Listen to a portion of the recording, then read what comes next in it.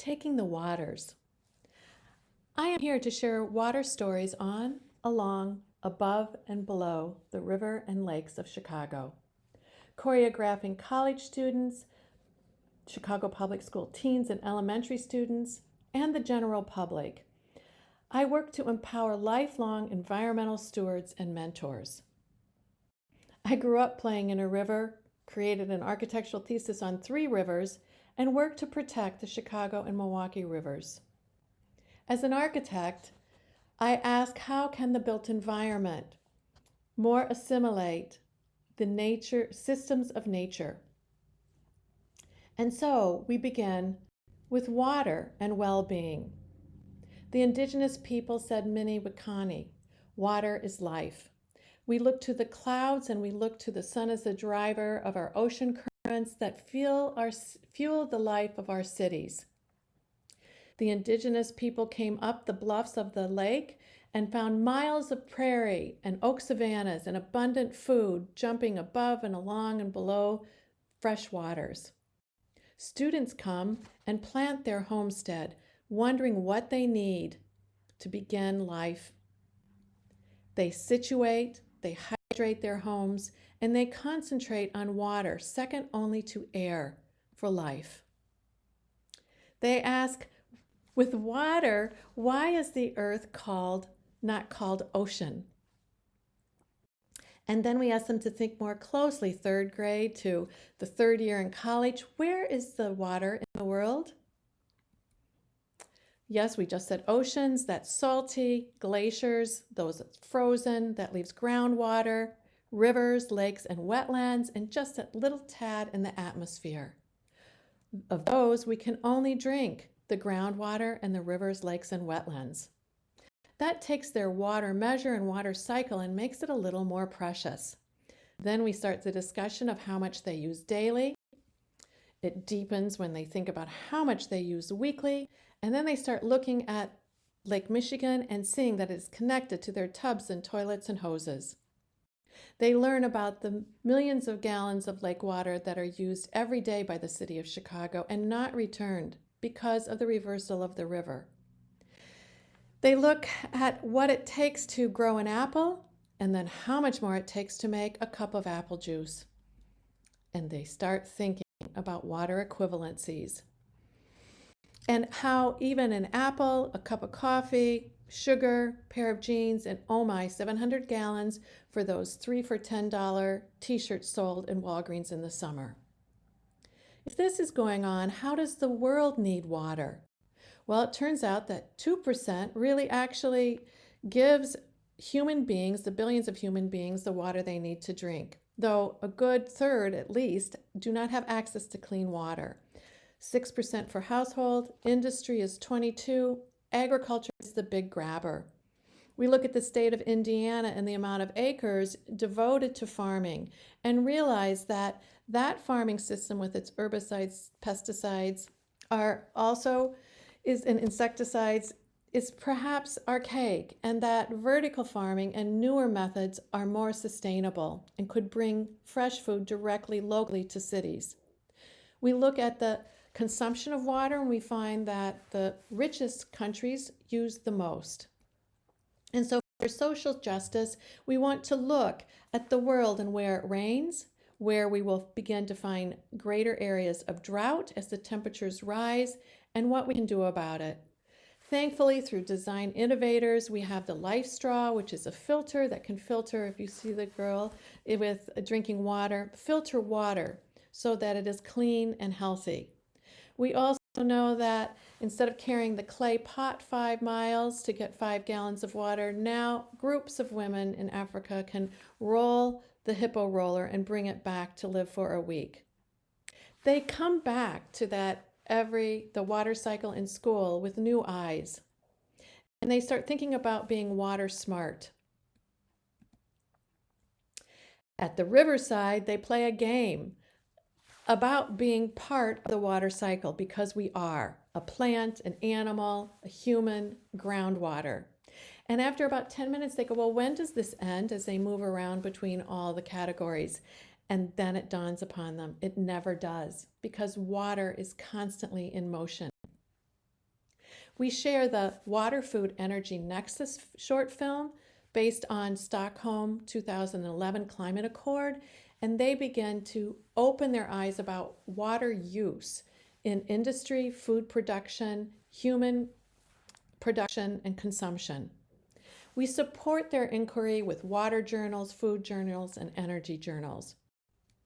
As they work along, a fountain happens to pop up, and then we begin to delight in the taking of the waters, which was the original use of the term. We introduce them to The Spirit of the Great Lakes by Laredo Taft in the Southern Garden of the Art Institute, and to a student-made Google map of Chicago fountains, so they can delight and walk through and learn about them, and then come in the summer when they are turned on. They talk about the sound of the water and how it's peaceful, and we introduce them to an international sound map that students have contributed to with sounds of water in the city of Chicago. They now look at their river, and we look at it as the arteries and capillaries of the human body. And when those get clogged, we have health issues. The same is true of the rivers and streams in our earth. Each student gets a plot of river to develop. What fun to build and explore towns and cities and things that we need to live. But then we must be responsible for our garbage. And so upstream development passes downstream as the way the river flows, and the teacher waits at the end to pull her arms around all the garbage. They come back and look at everything that might contribute garbage to our lakes and rivers and oceans. And it turns that clear glass of water brown like this river, and we talk about the plastic and the paper accumulating in our waters. And they begin to see that the river and watershed are connected. So we look again at the water cycle, the watershed, acid rain. They actually build their own watershed to understand the difference between porous materials and non-porous materials, and bowls that collect. The clear waters ran and were absorbed. The red collected in the bowls and then actually is toxic to the water aquifers in those areas. Other groups of students walk the river walk and look at the materials used in a city that are not, by and large, non-porous, and they listen to the city. They use everyday tools of laser temperature testers, decibel readers, light meters, GoPro cameras above and below the river to catch data. They become citizen scientists and realize that in any undertaking like protecting water, it's complex, and we need to accrue information so that we understand where it is healthy and where the point source pollution is coming. We had the fortunate time to hear from Carol Ross Barney talk about the amazing story of how the Riverwalk actually was achieved. And delight in the Getty with the phytoremediating plants and fish hotels that celebrate the biodiversity of life. From one species in the river of fish in 1970 to over 76 today. Then we go back and we look at the wiki watershed of this area, and we realize that because of its dense development, it has very little evapotranspiration, almost all runoff, and very little infiltration. And we begin to simulate, using their simulator, how we might change this ratio.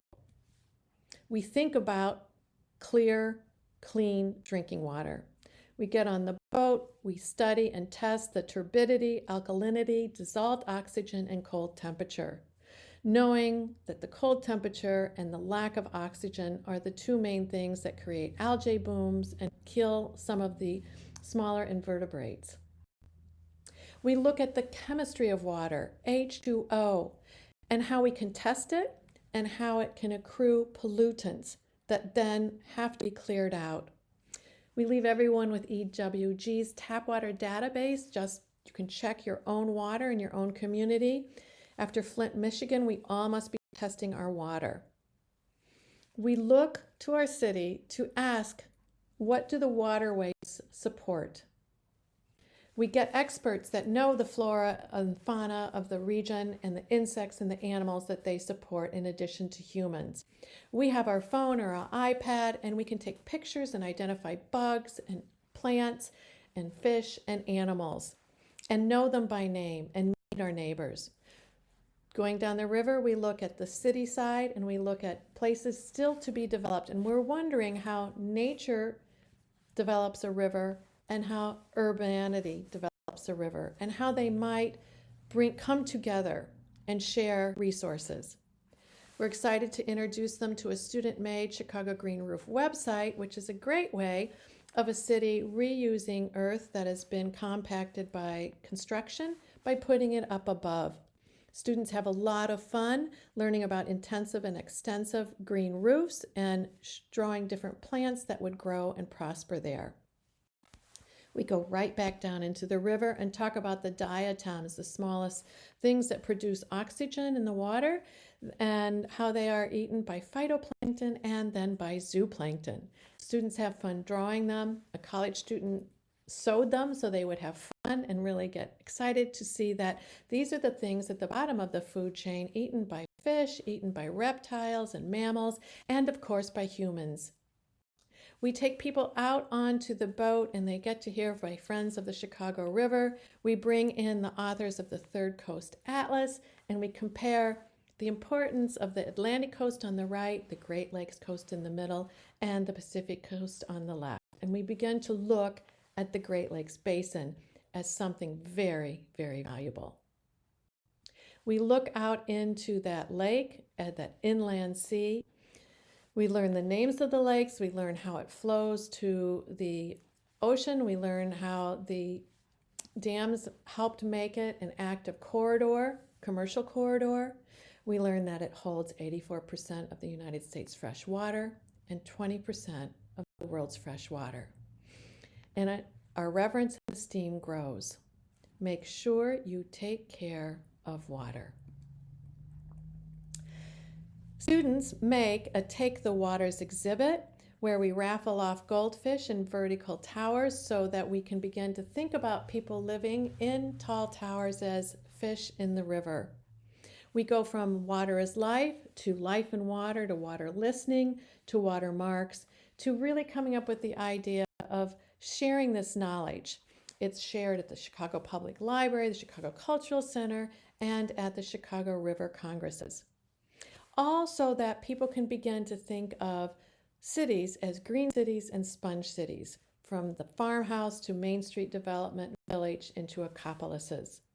We can talk about this going up and down the river. We can ask how our buildings, our beautiful, beloved architecture, purifies air, uses rainwater, restores silence, produces its own food, and creates richer soil. And we can then empower youth voice to come in and contribute their ideas and visions, working as mayors, as commercial directors, as heads of housing in a city, of health and well-being, of parks and recreation and education. And they can come together in teams and collaborate. And as soon as an oak savanna is taken out, they find another way to replace it. As soon as it gets too dense, they find a way to filter the water in a wetland. They are so proud of their work and they present them with confidence. And we bring in teens that really build different levels, from the beginning to the Great Fire to the stock markets, take it all off, which is shocking, and rebuild it again with the auspices of water. And so college students connecting with practitioners, connecting with K-12 students and careers in water and why water is important and what great organizations are doing to protect those waters. I want to thank you for listening and invite you to join in and take your journey, start your water journey today. Thank you.